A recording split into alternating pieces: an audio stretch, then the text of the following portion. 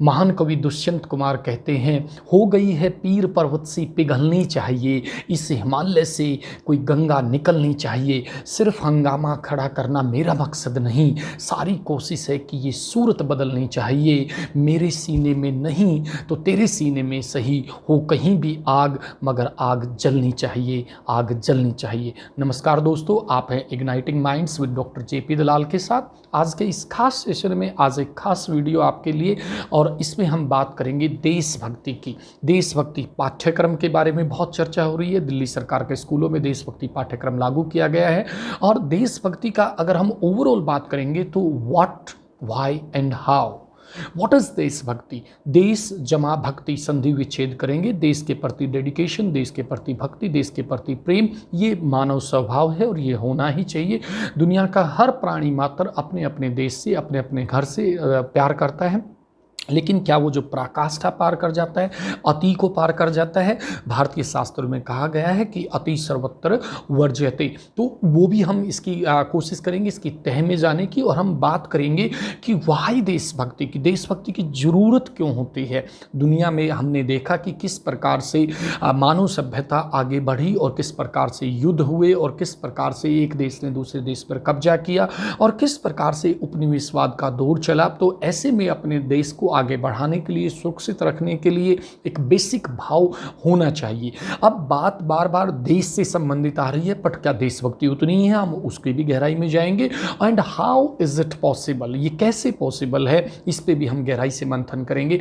दोस्तों, सबसे पहले हम बात करते हैं कि एक historical background. Since ages in India, Bharat में देश के प्रति प्रेम की एक भावना अलग अलग काव्यों, महाकाव्यों, चाहे वो रामायण है, महाभारत है, तमिल तेलुगु के, कन्नड़ का, बंगाली का साहित्य है, हर जगह हमने पाया कि देश के प्रति प्रेम और देश के प्रति अगाध प्रेम से संबंधित कविताएं, पाठ और बहुत सारी चीज़ें हमारी ट्रेडिशंस में थी, परंपराओं में थी। और इसी की वजह से देश एक संगठित होकर आगे बढ़ता रहा। चाहे हम मगध साम्राज्य की बात करें, आप या मौर्य साम्राज्य की बात करें, गुप्त साम्राज्य की बात करें, हर्षवर्धन की बात करें, या मेडिवल टाइम्स के विजयनगर साम्राज्य की बात करें, और किस प्रकार से देश आगे बढ़ता बढ़ता आगे बढ़ा। लेकिन 16वीं 17वीं शताब्दी के बाद हम देखते हैं कि किस प्रकार से बीच बीच में, चाहे वो मोहम्मद गौरी था या महमूद गजनवी था, या उसके बाद मुस्लिम आक्रांता जो बाबर के रूप में आते हैं, मुगल भारत आते हैं, और किस प्रकार से विदेशी आक्रांताओं ने, जो कि अरब में सिंध पे कब्जा हुआ,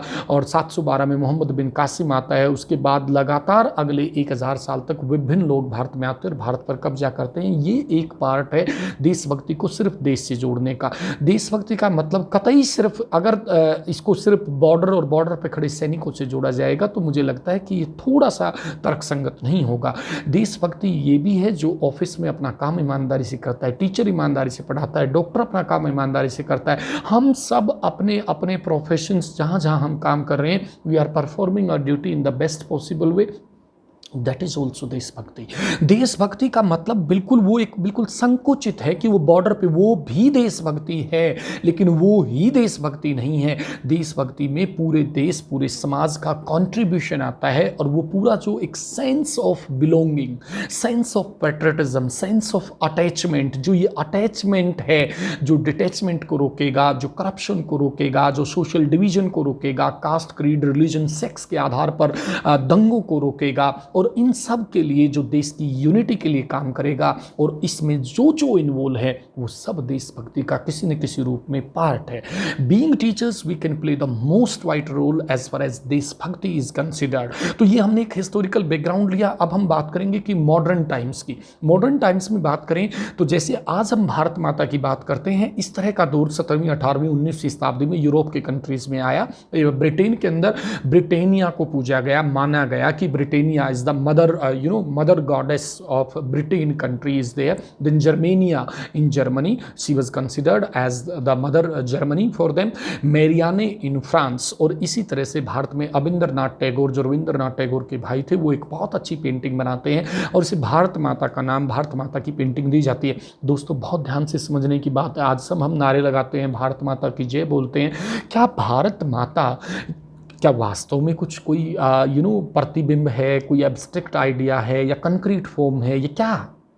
Bharat Mata is an ideology. We are living in a particular boundary. We are living in a particular culture. We are living in a particular region. We are living in a particular languages area. और आज ये जो ऋषि मुनियों का देश, ये वैदिक देश, आज हमारा ये जो भारत है, इसको भारत माता जो 19th सेंचुरी ऑनवर्ड्स कहा गया, और आज हम 21वीं शताब्दी में भी पिछले 200 सालों से इसे भारत माता के नाम से, क्योंकि जननी जन्मभूमि सर्वोपरि परिचय, कि स्वर्ग से भी बड़ी जननी जो आपकी माता है और आपकी जो जन्मभूमि है वो स्वर्ग से भी बड़ी होती है। ऐसे हमारे ऋषि मुनि, ऐसे हमारे शास्त्र कहते हैं, ऐसे हमारे वेद पुराण आर्यंक ब्राह्मण्स ऐतरेय कहते हैं, ऐसा हमारा लिटरेचर कहता है, ऐसा हमारा साहित्य कहता है। तो कुल मिला के बात ये आती है दोस्तों कि ये आधुनिक समय में इसे अलग अलग नामों से अलग अलग देशों में जाना गया, लेकिन जब जब इसने अति पार की, जब जब इसने अपनी लिमिट से बाहर जाके कुछ किया, और जब जब ये जो देशभक्ति है, देश के प्रति प्यार प्रेम आस्था है, ये अगाध प्रेम